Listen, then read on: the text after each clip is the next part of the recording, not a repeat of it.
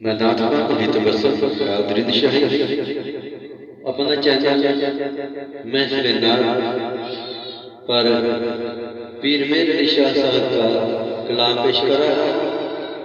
आज सिख मित्रा दी वडेरी है, तो आप सब गुजारिश कि मेरे चैनल को सब्सक्राइब कीजिए और ये वीडियो शुरू से लेकर आखिर तक जरूर देखिएगा और लाइक कीजिए।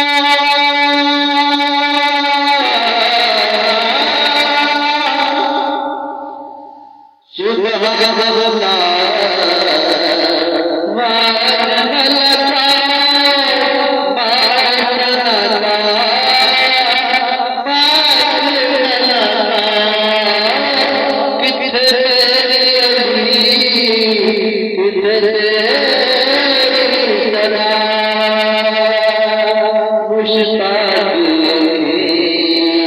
किथे जा मिलिया अज जिक्र तेरा दिवस